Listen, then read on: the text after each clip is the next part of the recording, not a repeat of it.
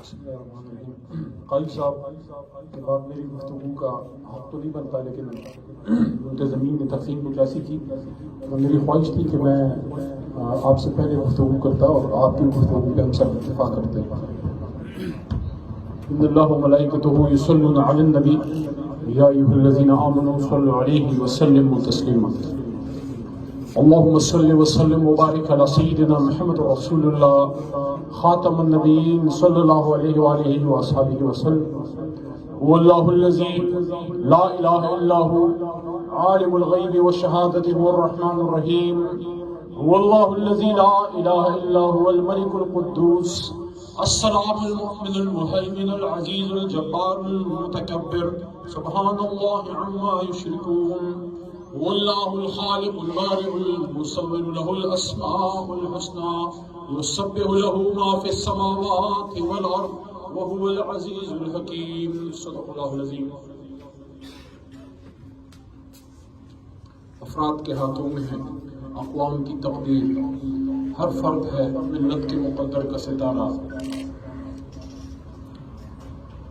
سب سے پہلے تو مسلم اسٹوڈنٹ آرگنائزیشن، منتظمین، ناظم اعلیٰ سردار صاحب، بلال بھائی، آپ کے سارے دوست، کیانی صاحب، سب کا بہت شکریہ، آپ نے مجھے آج موقع دیا یہاں آنے کا۔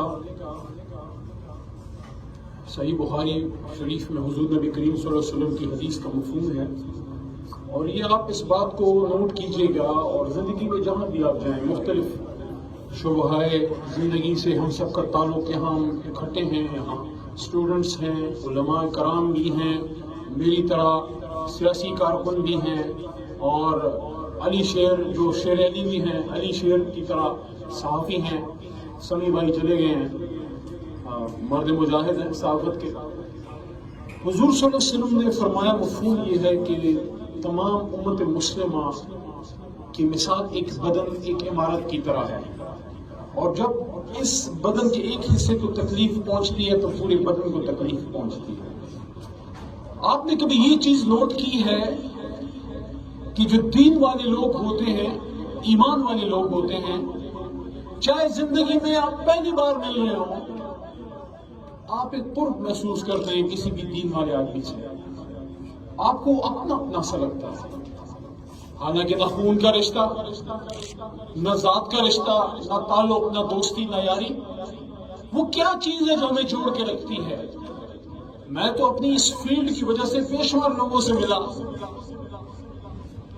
مجھے زیادہ سکون ان محفلوں میں ملا جو ضروری نہیں ہے کہ میری جماعت کے ہوں، لیکن جہاں دین کی فکر کے لوگ اکٹھے ہوں، چاہے جس بھی بینر کے نیچے ہوں، وہاں آپ کو دلی سکون ملتا ہے، آپ فیل کرتے ہیں کہ آپ اپنوں میں ہیں۔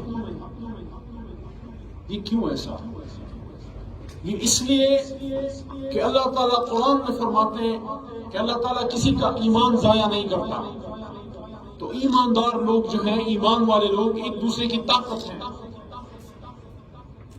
ہم ایک دوسرے کو اسٹرینتھ دیتے ہیں۔ یہ ملک جس نام پہ بنا تھا، ویسے تو بے شمار انسان اس دنیا میں آج موجود ہیں، 5، 6، 7 ارب کے قریب ہوں گے، اور بہت سے ملک ہیں تقریباً 200 کے قریب۔ آخر کیوں اللہ تعالیٰ نے آپ کے ہمارے اس ملک کو چنا کہ اس کو اپنے نبی پاک صلی اللہ علیہ وسلم کا اور اپنا کلمہ مبارک کیوں دیا؟ آج کے اگر ہم اپنے اعمال پہ نظر ڈالیں، جس پہ قاضی صاحب نے مدلل گفتگو کی ہے، تو ہم تو اس قابل نہیں ہیں، ہم اس قابل نہیں ہیں کہ اللہ تعالیٰ ہمیں اپنا نام دے، اپنا کلمہ دے، کیونکہ تا قیامت کلمہ موجود ہوگا، بلکہ حضور نبی کریم صلی اللہ علیہ وسلم تو آدم علیہ السلام کی تخلیق سے پہلے بھی آسمانوں میں ستارے کی شان کے مطابق موجود تھے، اور یہ کلمہ تو جب سے دنیا مافیا قائم ہے یہ کلمہ موجود ہے، اور کبھی بھی اللہ تعالیٰ اپنے نام سے محمد رسول اللہ صلی اللہ علیہ وسلم کا اسم شریف دور نہیں کرے گا۔ تو جو اتنا بڑا کلمہ ہمارے ملک کو ملا کہ لا الہ الا اللہ، پاکستان کا مطلب کیا؟ لا الہ الا اللہ محمد رسول اللہ، اور آج ہماری حالت کیا ہے؟ اس کی میں سمجھتا ہوں صرف ایک وجہ ہے، اور وہ ہے کہ گوادی ہم نے جو اسلاف سے میراث پائی تھی، سریا سے زمین پہ آسمان ہے ہم کو دے بنا۔ ہم 22 کے 22 کروڑ اپنے آپ کو بڑے چرری اور غیرت مند اور محب وطن اور مسلمان کہتے ہیں. میں آپ کو کہتا ہوں کہ ہم 22 کے 22 کروڑ اللہ کے باغی ہیں, اللہ کے نافرمان ہیں. اللہ سے ہم نے وعدہ جو کیا تھا اس کو توڑ چکے. اللہ کہتا ہے وَالْمُوفُونَ بِعَهْدِهِمْ إِذَا عَاهَدُوا, جب وعدہ کرو تو اس کو پورا کرو. 75 سال پہلے جو وعدہ کیا تھا ہمارے اور آپ کے آباء و اجداد نے کہ اللہ تو ہمیں ایک وقت دے, ہم اس میں تیرا نظام قائم کریں گے. اللہ نے تو اپنا وعدہ 100 سال میں پورا کر دیا. ابھی 23 مارچ آ رہی ہے, 23 مارچ 47 سے لے کے 14 اگست 47, 100 سال کے عرصے میں اللہ نے اپنا وعدہ پورا کیا. لو یہ ملک جاؤ چلاؤ میرا نظام اس پہ, اور ہم نے اس پہ کیا چلایا؟ لوگ نکالے کا قانون.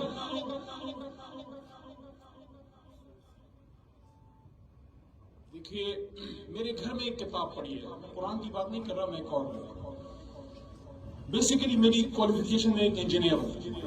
وکالت ایک مشن کے طور پہ میں آیا. 27-28 سال کی ایج میں اللہ نے ذہن میں بات ڈالی کہ یار یہ روڈ بنانا تو اہم ہے, لیکن یہ ملک روڈ بنانے سے اب ٹھیک نہیں ہوگا, ادھر انصاف کے لیے کچھ کرنا چاہیے. پتہ نہیں کدھر سے یہ خیال ذہن میں آیا. انجینئر بننے میں بڑی محنت چاہیے ہوتی ہے, پڑھنا لکھنا پڑتا ہے, ایک اسٹرگل ہوتی ہے زندگی کے, کافی سال لگتے ہیں. بہت لوگوں نے مذاق اڑایا کہ دماغ خراب ہو گیا, یہ وکالت کی طرف چلا گیا. سوچ کیا تھی؟ سوچ یہ تھی کہ یار اس ملک میں کوئی سسٹم ہم ایسا کریں کہ اس کو ہم بہتر کریں, اس ملک کے نظام کو بہتر کریں. تو اس سوچ کے لوگ ہر جگہ موجود ہیں, صرف ان کو اکٹھا ہونے کی ضرورت ہے.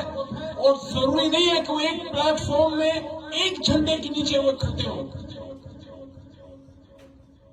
ایک خوبصورت سا درخت ہوتا ہے, اس پہ خوبصورت سا پھول لگا ہوتا ہے, پھر اس سے پھل نکلتا ہے.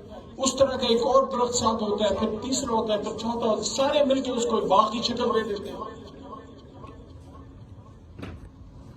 تو جب تک ہم ایک ایک شخص پہ ہم انویسٹ نہیں کریں گے, اس کو بتائیں گے نہیں کہ علامہ نے جو فرمایا تھا کہ گواہی ہم نے جو اسلاف سے میراث, کیا میراث ہم نے پائی ہے؟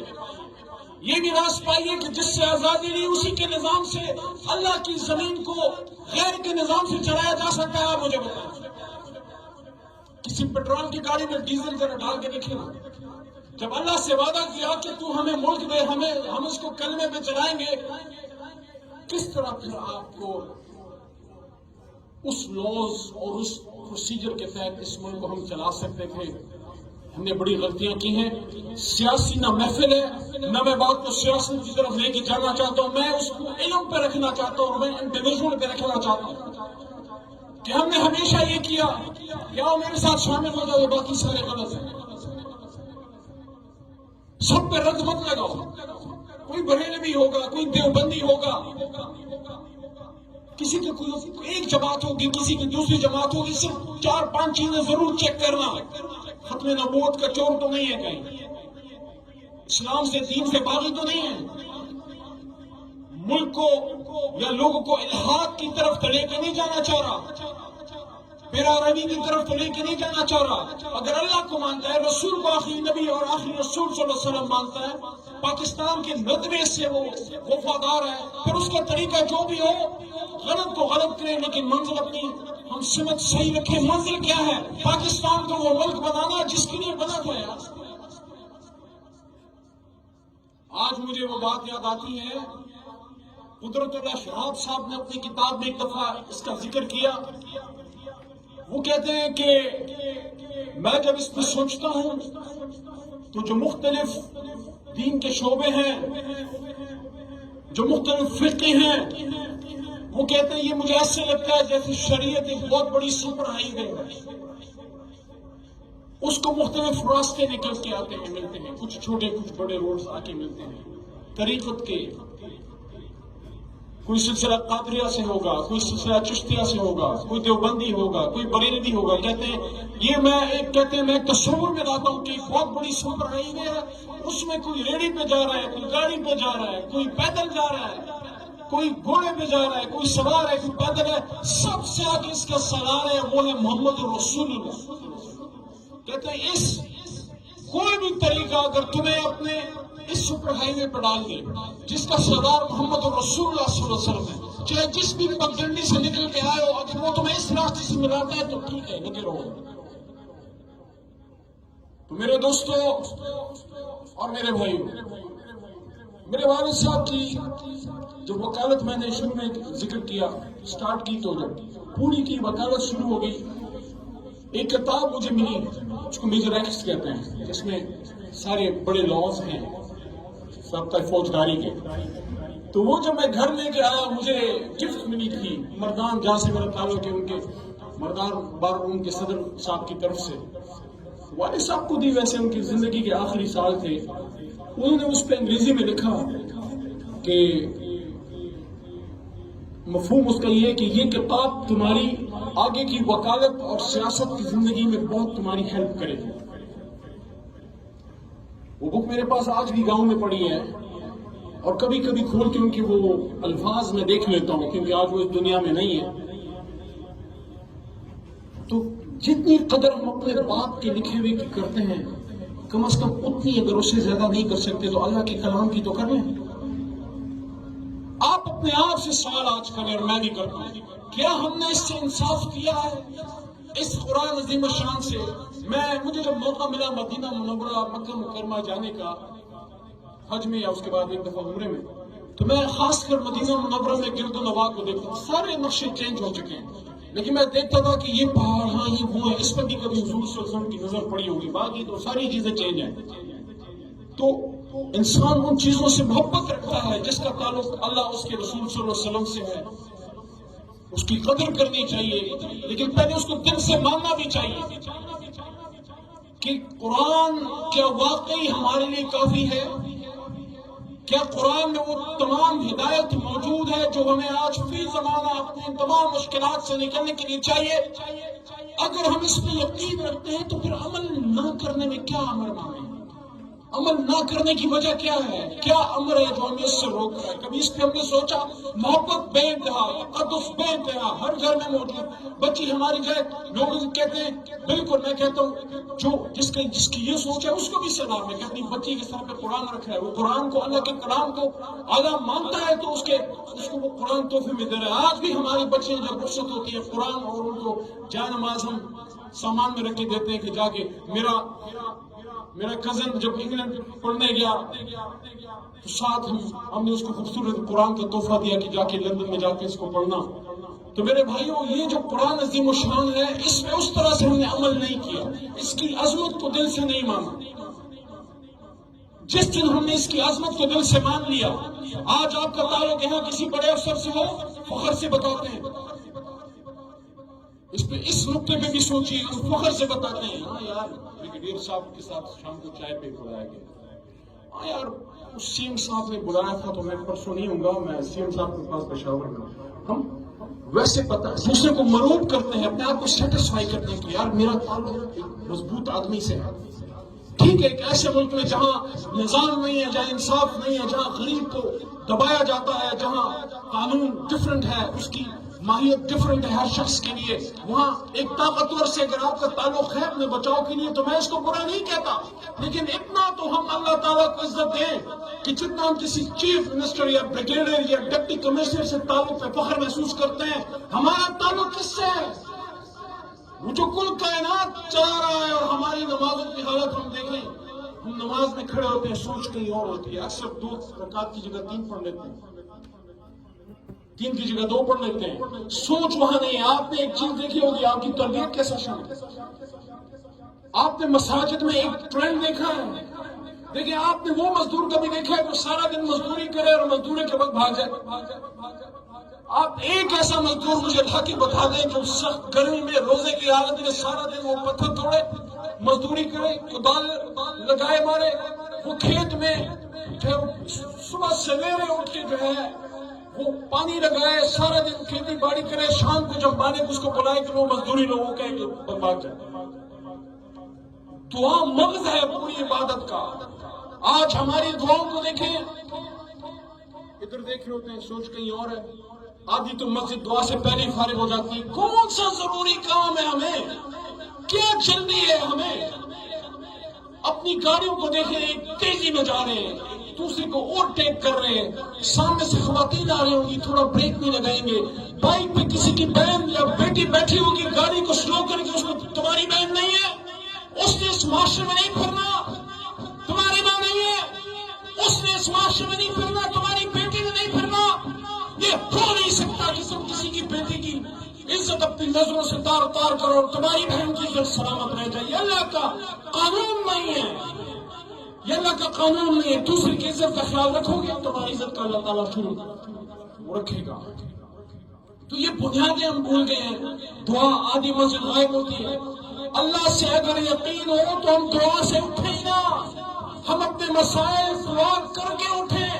دل کو تسلی ہو جائے گی کہ ہونے میں میری خیر ہے، اگر نہ ہونے میں خیر ہے وہ بھی تسلی ہو جائے گی، یار میرے خیال میں اللہ اس پہ راضی نہیں ہے. لیکن دعا تو کریں. مغز ہی جس بدن میں نہ ہو وہ بدن کس کام کا؟ تو نہ دعاؤں میں اثر، اور بدن میں اگر حرام ہو، کسی اور کے سر کے دوپٹہ چھین کے اگر گھر لائے ہو، بچوں کے اندر منہ میں نوالے میں اگر آپ نے حرام کا ڈالا ہو، چند زندگی نماز نہیں قبول ہوتی، دعا کدھر سے قبول ہوگی؟ میرے دوستو، ایمان کی بات میں نے شروع میں کی، آخر میں دوبارہ یہ عرض کرنا چاہتا ہوں کہ آج سب سے بڑا ڈاکہ اگر اس امت مسلمہ پہ پڑ چکا ہے، یہ پڑ رہا نہیں ہے، پڑ چکا ہے. وہ کیا ہے؟ ایمان کی جگہ کدھر ہے؟ اللہ نے اپنا کلام حضور نبی کریم صلی اللہ علیہ وسلم کے سینے اتھر میں ان کے دل مبارک پہ اتارا تھا. یہ دل ایمان کا خزانہ ہے، ذہن اس کا محافظ ہے، نظر اس کا دروازہ ہے. جس کی نظر بے باک ہے، جس کا ذہن اس کی نظر کو کنٹرول نہیں کرتا، آپ ہو نہیں سکتا کہ آپ کا ایمان اس طرح سلامت رہے.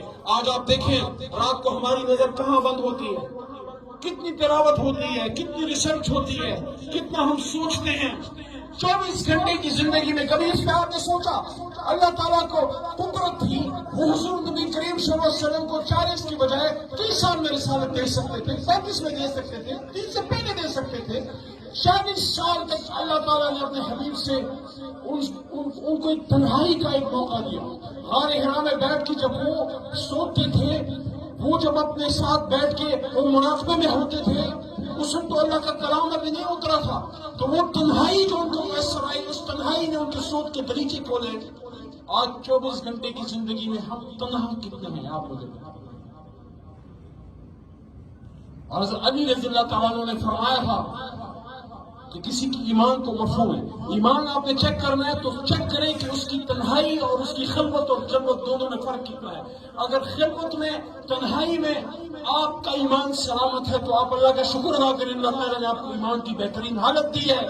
میرے ایک بزرگ تھے، دوست تھے، صاحب تصوف تھے، یوں کہ آپ کی نشانیات بھی اتنے سال بعد بھی انہیں پہ یہ موجود ہے. مجھے کہتے تھے، کہنے میں یہ بات بڑی آسان ہے، کرنے میں نے ہمیشہ پایا بڑا مشکل ہے. چھوٹا سا جملہ ہے. وہ کہتے تھے اللہ کو حاضر و ناظر جان کے جیو، اللہ کو ہر وقت حاضر و ناظر سمجھو.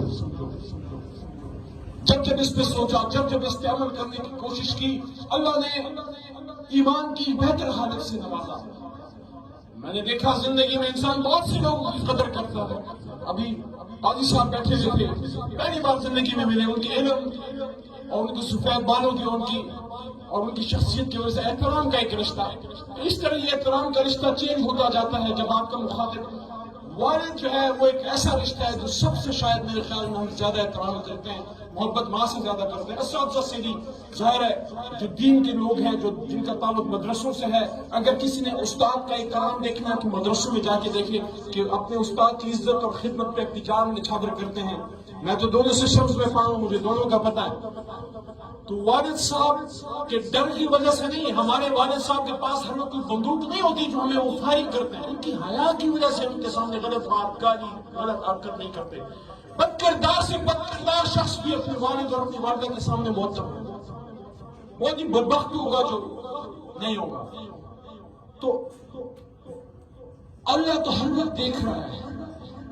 میری آپ سے درخواست ہے، اس کے ڈر کی وجہ سے نہیں. وہ تو ماں سے زیادہ 70 گنا زیادہ محبت کرتا ہے. اس کی حیا میں ہم غلط کام سے روکتے ہیں. اگر اس کو حاضر ناظر جان کے ہم جی رہے ہیں، اور یہ جو انویسٹمنٹ آپ لوگوں پہ ہو رہی ہے یہ بہت قیمتی اس لیے ہے کہ اسی طرح کی محفل 150 لوگوں کی ابھی ہم کسی اور جگہ سے اکٹھی کر کے بٹھا دیں. ان پہ محنت نہیں ہوگی تو اتنی دیر بیٹھیں گے بھی نہیں. آپ میں ہر شخص اپنی فیلڈ میں جا کے کم از کم یہ ہم ضرور سوچیں، ایک انفرادی سوچ ہے اور آخری بات ایک اجتماعی۔ انفرادی سوچ تو یہ ہے کہ میں اپنے آپ کو ٹھیک کروں، اپنے گھر میں دین لاگو کروں، میرے گھر میں کم از کم بے پردگی نہ ہو، میرے گھر میں کم از کم حرام نہ آئے، کم از کم میں ظالم نہ بنوں، کسی ظالم کا ساتھی نہ بنوں۔ لیکن ایک اجتماعی سوچ ہوتی ہے۔ آپ نے قوم، آخری بات، آپ نے قوم کی ایک مثال آپ کو دیتا ہوں، کاش اور اللہ کرے، میری دعا ہے کہ وہ سوچ آج ہماری اس امت کو، ہماری اس امت کو اللہ تعالیٰ دے۔ جنید اقبال صاحب اپنی کتاب میں لکھتے ہیں، علامہ کے بیٹے، اقبال کے بیٹے، کہ وہ جرمنی گئے، انہوں نے کہا جب میری پہلی رات تھی، اور ان کو یہ بھی کہا کہ میں چاہ ہی رہا تھا کہ میں اپنے والد کے فٹ سٹیپس پہ جاؤں، کہ جہاں علامہ اقبال جن جن جگہوں پہ پڑھنے گئے میں جاؤں اور دیکھوں کہ میرے والد کی جو قدموں کے نشان ہیں وہ کہاں کہاں پڑے۔ تو وہ جب پی ایچ ڈی کرنے گئے تو جرمنی میں بھی گئے، تو کہتے ہیں کہ پہلی رات بہت زیادہ زور کی ہتھوڑوں کی آوازیں اور یہ چیزیں آتی رہی۔ تو کہتے ہیں صبح میں نے پوچھا کہ یہ تم جرمن لوگ ساری رات کرتے کیا ہو، آپ لوگ سوتے نہیں ہیں؟ تو 1945 تازہ گزر چکا تھا اور دوسری جنگ عظیم ختم ہو چکی تھی، جرمنی تباہ ہو چکا تھا۔ تو وہ کہتے ہیں کہ مجھے میرے میزبان نے بتایا کہ حضور ہمارا ملک تباہ ہو چکا ہے، اس لیے پوری قوم دن کو بھی جاگتی ہے، رات کو بھی کام کرتے ہیں کہ ہم نے جرمنی کو دوبارہ اٹھانا ہے۔ اور سن 48 کی بات آپ کو بتاتا ہوں، ایک بڑی معزز خاتون ہماری پارلیمان کی کبھی رکن رہی، تعلق شاید مسلم لیگ سے ہوگا، پرانے وقتوں کی بات ہے، ان کی کتاب کبھی نظر سے گزری میری، محترمہ شائستہ اکرام اللہ صاحبہ، وہ اپنی کتاب میں لکھتی ہیں کہ ارلی 50s میں ان کو چائنا کا اسٹیٹ وزٹ پہ لے کے گئے۔ وہ کہتی ہیں کہ جب وہ ہمیں لے کے گئے فیکٹریز میں ہمیں وزٹ کرایا گیا، تو میں نے دیکھا کہ فیکٹری میں مردوں اور خواتین ایک ہی طرح کی فیکٹری کا لباس پہن کے کام کر رہی ہیں۔ تو وہ کہتے ہیں کہ مجھے بڑا عجیب سا غیر فطری سا لگا، کیونکہ خواتین میں ایک نزاکت ہوتی ہے ان کا لباس ہو۔ تو انہوں نے کہا کہ میں نے خاتون سے پوچھا کہ آپ کا لباس تو بالکل مردوں کی طرح ہے، آپ لوگ خواتین تو اور طرح کا۔ تو انہوں نے مجھے کہا کہ ہمارا ملک ابھی تازہ آزاد ہوا ہے، 1948 میں ان کو آزادی ملی تھی۔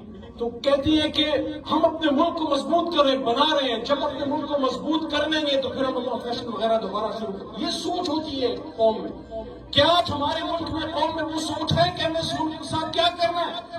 آج انٹرنیشنل اٹامک ایجنسی کا ڈی جی آ کے ہمارے ادھر وزٹ کر کے چلا جاتا ہے، ایک طوفان برپا ہونا چاہیے تھا اس کے وزٹ کے بعد کہ کس طرح یہ آ گیا۔ ہمیں قوم کو بتایا جائے، قوم کو اعتماد میں لیا جائے، قوم کو یہ حکومت اعتماد میں لے کہ 22 کے 22 کروڑ کٹ جائیں گے اپنے نیوز پہ، اپنے ایٹمی ٹیکنالوجی پہ خرچ نہیں آنے دیں گے۔ یہ جو بھی کانسرٹس کے واقعے کا ذکر ہوا، صرف حملہ آسمانوں سے نہیں ہوتا، نظریوں سے جو حملہ ہوتا ہے تو اپنی نسلیں برباد ہو جاتی ہیں۔ صرف کنڈیم کرنے والے میں سے نہیں ہو، جہاں جہاں آواز پہنچائی میں نے کہ صرف معطل مت کرو، جدھر یہ پرچہ چھپا، جس نے پاس کیا ان کو بلاؤ تو پرچے کاٹو۔ ہم پہ تو پرچے کٹتے ہیں اور وہ دہشت گردی کے، یہ سب سے بڑی دہشت گردی ہے، اخلاقی نظریاتی دہشت گردی ہے کہ ہم سے ہماری نسلیں چھین لو۔ جب وہ کانسرٹس میں وہ پرچہ رکھا گیا ہوگا سامنے، جو بچیاں اس پرچے کو حل کر رہی تھی ان کا بھی کوئی بھائی ہوگا، اور جو بھائی وہ پرچے حل کر رہے تھے ان کی بھی کوئی بہن ہوگی۔ کسی نے سوچا کہ آپ نے ان کو 3 گھنٹے کس عذاب میں ڈالا کہ آپ نے وہ پرچہ اسلامی جمہوریہ پاکستان میں، یہ اس لیے کہ اس طرح کی محفلیں نہیں ہیں، یہ اس لیے کہ لوگوں پہ ورک نہیں ہوا، اور یہ اس لیے کہ ہم آپس میں بھی تقسیم در تقسیم ہے۔ جو دین والے لوگ ہیں، تم دیوبندی ہو، تم سے نہیں بات کروں گا، یہ وہابی ہے، یہ سلفی ہے، یہ فلاں، وہ بھائی اللہ کو تو مانتا ہے۔ اس دور میں جب اللہ کو ماننے والے اللہ سے باقی ہیں، اللہ کی طرف بلا رہا ہے، کچھ تو ہم ایک دوسرے کے ساتھ جڑ کے رہیں۔ آخر میں اللہ ہم سے یہ نہیں پوچھے گا کہ کس کے ساتھ تھے سیاست میں، کس کے ساتھ آرگنائزیشن میں۔ 3 سوال ہوں گے، اس کے جواب سب کو پکے رکھنے چاہیے، اور انشاءاللہ مجھے یقین ہے اس طرح کی محفلیں جب مضبوط ہوں گی اور اس طرح کی علمی حلقے جو وہ چلیں گے اور اس میں ہر طبقہ فکر سے لوگوں کو ہم رکھیں گے، اس میں بینکر ہوں، اس میں ایجوکیشنسٹ ہوں، اس میں صرف مدرسے کے لوگ نہ ہوں، تو انشاءاللہ ہم اس کا بھی جواب دے دیں گے اس دن کہ من ربوں کا، من دینوں کا اور من نبیوں کا، یہ تینوں جواب ہم مضبوط دیں گے۔ لیکن جب تک ہم ایک قومی فکر پیدا نہ کر سکیں، ہمیں ایک ارجنسی ہو، ہمیں ایک سوچ ہو، یار یہ میرا ملک ہے، اس کو میں نے لے کے آگے جانا ہے، یہ روڈ پہ بزرگ جا رہا ہے، یہ بھی میرے والد کی طرح ہے، یہ جو خاتون جا رہا ہے یہ بھی کسی کی بہن ہے، تھوڑا سا رک جاؤ، تھوڑا سا 5 منٹ رک جاؤ، کیا ہوتا ہے؟ کچھ نہیں ہوتا. یہ ایک سینس آف اٹیچمنٹ ہو, سینس آف کیئر ہو کہ یہ میرے ملک کے لوگ ہیں, اس کو میں نے خیال رکھنا ہے. یہ سپاہی کھڑا ہے سب گرمی میں, آپ کہیں جا رہے ہیں, بچوں کو آپ نے 3 جوس لے کے دیں کہ سپاہی کو دے دو, گالیاں تو روز اس کو دیتے ہیں. یہ بھی ہم میں صحیح ہے. محبت سے زندگیاں بنتی ہیں. اگر آپ اپنے روڈ پہ گرمی میں کھڑے سپاہی کا خیال رکھیں گے, وہ بھی بچوں والا ہے, وہ بھی دل میں سینے میں دل رکھتا ہے. یہ چیزیں کس سے آئیں گی؟ یہ دین سے جڑنے میں آئیں گی, قومی سوچ پیدا کرنے سے آئیں گی. تبھی پاکستان بنے گا پاک لوگوں کا وطن, جہاں خواتین کی عزت اور بچیوں کی عزت محفوظ ہوگی. اور وہ تب ہوگا جب ہم اپنی ذات سے تھوڑا سا اٹھ کے دوسرے کو بھی سوچیں گے کہ ہو سکتا ہے یہ بھی صحیح بات کر رہا ہو. علم کی محفلیں برقرار رکھیں, قرآن سے اپنا رشتہ جوڑ کے رکھیں, اور گھر گھر میں قرآن موجود ہے, اس کو کھولیں. اور کچھ وقت 24 گھنٹے میں ہم ضرور 5 منٹ 10 منٹ جتنا بھی اللہ توفیق دے خاموشی سے بیٹھیں. یہ موبائل کو ایک سائڈ پر رکھیں اور سوچیں 30 سال میری زندگی ہے, 40 سال میری زندگی ہے, اللہ نے اتنا کچھ دے دیا, آگے کیا کرنا ہے؟ ایک گاڑی لینی, 2 اور لینی ہے, ایک بنگلہ لے لیا, 3 اور لینی ہے, ایک دفعہ وزیر بن گیا, 10 دفعہ اور بننا ہے, آخر کو تو جنازہ جانا ہی ہے. تو جب واپس جاؤں تو اس ملک کو کس کے ہاتھوں چھوڑ کے جاؤں؟ کاش اس ملک کو ہم صحیح معنوں میں مدینہ کی ریاست اور وہ ملک بنائے جو قائد اعظم محمد علی جناح کا خواب تھا. پرسوں میں نے ایک سابقہ وزیر خزانہ سے پوچھا, جس جماعت کا تھا وہ نہیں بتاؤں گا, اس کا پردہ کھل جائے گا. میں نے کہا آپ نے اتنا کام کیا, اتنے سالوں سے آپ رہے, یہ بتائیں جو قائد نے اسٹیٹ بینک آف پاکستان کو اسپیچ کی تھی کہ ہم نے ویسٹرن سعودی نظام کی بجائے اسلامک اکنامک سسٹم دینا ہے, اس پہ کوئی کام کر بھی رہا؟ افسوس کے ساتھ کہہ رہا ہوں کہ عمل تو تب ہوگا جب وہ سوچ تو پیدا ہو کہ ہم نے ویسٹرن اکنامک سسٹم سے نکلنا ہے. آج جو سود کی وجہ سے تباہی ہے, قرآن میں تو ہم پڑھتے ہیں کہ اللہ رسول سے جنگ ہے, اس سے نکلنے کا ہم کیا کر رہے ہیں, اس پہ سوچنے کا مقام ہے. وہ ایسی محفلوں سے ہوگا, یہاں سے جو لوگ نکلیں گے, آپ جس محفل میں بیٹھیں گے وہاں بھی پڑھا لکھا شخص آئے گا. اور میں ان مدرسوں پہ بھی اللہ تعالیٰ کا بڑا شکر ادا کرتا ہوں جو آج CSF بچوں کو کروا رہے ہیں, جو اپنے بچوں کو کچھ کو علم سکھا رہے ہیں. کچھ شیخ الحدیث بنیں گے, انہی میں سے کچھ جا کے CSS ٹاپ کریں گے, انہی میں سے کچھ جا کے آرم فورس میں جائیں گے. جب یہ سارے محمدی فکر کے بچے اور بچیاں ان محفلوں میں جائیں گے تو وہ بات بنے گی کہ افراد کے ہاتھوں میں ہے اقوام کی تبدیل, ہر فرد ہے ملت کے مقدر کا ستارہ. ربنا لا تؤاخذنا ان نسینا او اخطانا, ربنا ولا تحمل علينا اسرا كما حملته على الذين من قبلنا, ربنا ولا تحملنا ما لا طاقة لنا به, واعف عنا واغفر لنا وارحمنا انت مولانا فانصرنا على القوم الكافرين. آمین. پاکستان زندہ باد. بہت شکریہ علی بھائی. اللہ پاک آپ کو سلامت رکھے. MSO پاکستان آپ کی محبتوں کی ہمیشہ مشکور رہے گی, اور ہم دعا گو ہیں, ہماری دعائیں آپ کے ساتھ ہیں. اللہ کریم آپ کو دوبارہ اس فورم پہ نیشنل اسمبلی کے پہنچائے جہاں آپ کھڑے ہو کر اسلام کی بات اور کرتے ہیں, قرآن کی بات کرتے ہیں, ناموس رسالت ناموس صحابہ کی بات کرتے ہیں, سیدنا فاروق اعظم رضی اللہ تعالیٰ عنہ کے نظام کی بات کرتے ہیں. قبل اس سے کہ میں پروگرام کا آخری حصہ جو ہمارے ان معزز شرکاء کا جنہوں نے کورس کیا ان کے اندر تقسیم انعامات کا ہے, اس طرف بڑھنے سے قبل میں ملتمس ہوں گا ہمارے انتہائی